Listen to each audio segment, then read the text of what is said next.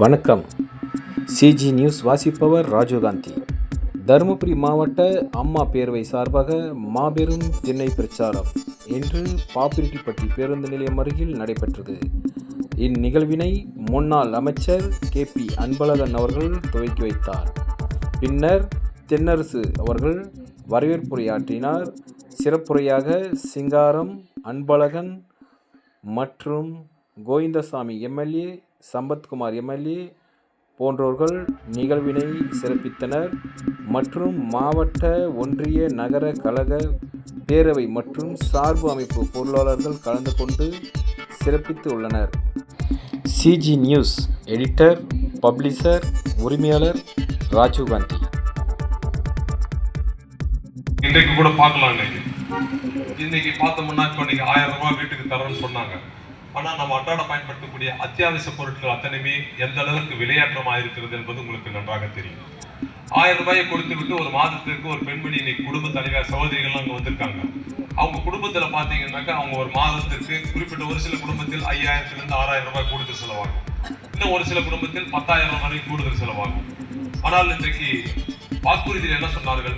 அனைத்து குடும்ப அட்டைகளுக்கும் மாதம் 1000 ரூபாய் வழங்கப்படும் என்று சொன்னார்கள். ஆனால் கொடுத்தது தகுதி உள்ளவர்கள், தகுதி இல்லாதவர்கள் என்று பிரித்து பார்த்து விட்டார்கள். அதே நேரத்தில் சிலிண்டருக்கு 100 ரூபாய் மானியமாக தருகிறோம் என்று சொன்னார்கள். அதை கூட வழங்குவதற்கு வக்கு இல்லாமல் இன்றைக்கு மக்களை ஏமாற்றிக் கொண்டிருக்கிறார்கள். ஆனால் எடப்பாடியார் அவர்கள் தேர்தலுக்கு முன்பாகவே பார்த்தீங்கன்னா விவசாய பெருமக்களுக்கெல்லாம் கூட்டுறவு கடன் 1210 கோடி தள்ளுபடி என்று சொல்லி அதை முழுமையாக அந்த விவசாய பெருமக்கள் அத்தனை பேருக்குமே தள்ளுபடி செய்தார்கள். இன்றைக்கு இவர்கள் என்ன செய்து கொண்டிருக்கிறார்கள்? தள்ளுபடி என்று சொன்னாலும் அதில் தகுதி உள்ளவர்கள், தகுதி இல்லாதவர்கள் என்று பிரித்து பார்க்கிறார்கள். ஆக இதையெல்லாம் நாம் எண்ணி பார்க்க வேண்டும். அம்மாவுடைய ஆட்சி காலத்திலே ஒரு குடும்ப அட்டைக்கும் 20 கிலோ அரிசி விலை இல்லாமல் வழங்கப்படும் என்று சொன்னார்கள். அத்தனை குடும்ப அட்டைக்கு தான் வழங்கப்பட்டது. அதில் தகுதி உள்ளவர்கள், தகுதி இல்லாதவர்கள் பிரித்து பார்க்கப்பட்டதா? அதே போல இருசக்கர வாகனம் மானியத்தில் வழங்கப்படும் என்று சொன்னார் அண்ணன் எடப்பாடியார். அம்மா அவர்கள் சொன்னார்கள், அண்ணன் எடப்பாடியார் 3 லட்சம் பேர் கொடுத்தாங்க. அதில் தகுதி உள்ளவர்கள், தகுதி இல்லாதவர்கள் என்று பிரித்து பார்க்கப்பட்டதா? அதே போல்தான் இன்றைக்கு பள்ளியிலே படிக்கக்கூடிய பிள்ளைகளுக்கெல்லாம் மடிக்கணினி வழங்கப்பட்டது. 14 வகையான பொருட்கள் விலை இல்லாமல் வழங்கப்பட்டது. இன்றைக்கு அதில் முக்கியமாக அந்த மடிக்கணியவே நிறுத்தி விட்டார்கள். ஆக எண்ணி பார்க்க வேண்டும். இன்றைக்கு கடன் வாங்கி கொண்டே இருக்கிறார்கள் அரசு நடத்துவதற்கு. ஆனால் பள்ளியிலே படிக்கின்ற அந்த மாணவர் செல்வங்களுக்கு அந்த மடிக்கணினி கொடுத்தால் எவ்வளவு செலவாகிவிடும்? அதையெல்லாம் நாம் நினைத்து பார்க்க வேண்டும். திருமண உதவித்தொகையாக பெண்களுக்கு 50,000 ரூபாயும் நாளைக்கு 8 கிராம் தங்கம் வழங்கப்பட்டது. அதையும் இன்றைக்கு நிறுத்தப்பட்டிருக்கிறது. ஆக அதுக்கு பதிலாக நாங்கள் 1000 ரூபாய் கொடுக்குறோம் பிள்ளைங்களுக்கு அவங்க படிக்கிறதுக்கு. 3 வருஷத்துக்கு கொடுத்தா 36,000 தான் ஆகுது. ஒரு பவுன் தங்கம் இன்னைக்கு 65,000 ரூபாய். 50,000 ரூபாய் சேர்த்துனா தொடங்குறாங்க போதை மறுவாழ்வு மையம். ஏன் சாராயக்கடை மூடிட்டாங்க? நிகழ்ச்சி தொடங்க வேண்டிய அவசியம் இல்லையே. இந்த நிலை மாற வேண்டும் என்று சொன்னால் மீண்டும் புரட்சி தலைவர் ஆட்சி, புரட்சி தலைவர் அம்மாவின் ஆட்சி அண்ணன் எடப்பாடியார் தலைமையில் அமைய இந்த பாப்பிரெட்டிப்பட்டி தொகுதி மக்கள் அனைவரும் ஒன்றிணைந்து மீண்டும் எடப்பாடியார் ஆட்சியை அமைவதற்கு ஒத்துழைப்பு தர வேண்டும் என கேட்டு வாய்ப்பு நன்றி பாராட்டி விடுவேன். நன்றி, வணக்கம். அம்மா பேரவை மாவட்ட செயலாளர்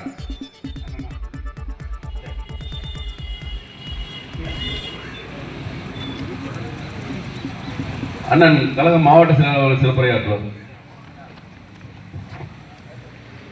செயல்படுங்கள்.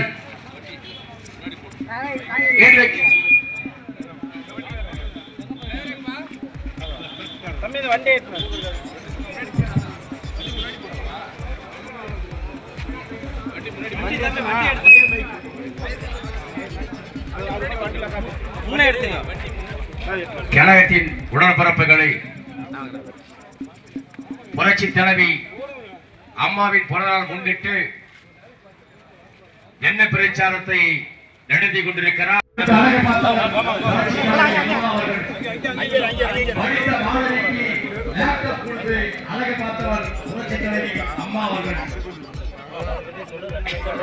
விவசாயிகளுக்கு, வசதியில்லாத விவசாயிகளுக்கு புரட்சி தலைவி அம்மா அவர்கள் ஆதரவு கொடுத்தார்கள்.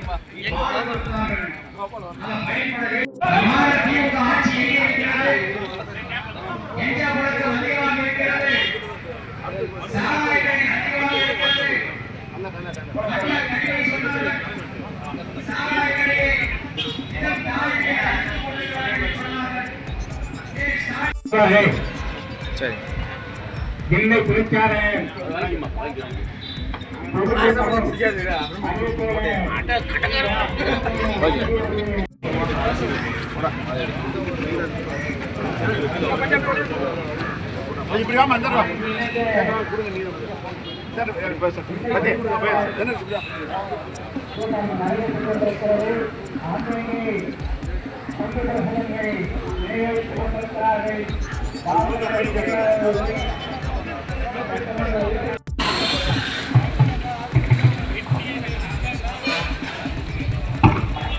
மாடல் திமுக ஆட்சியை கண்டித்து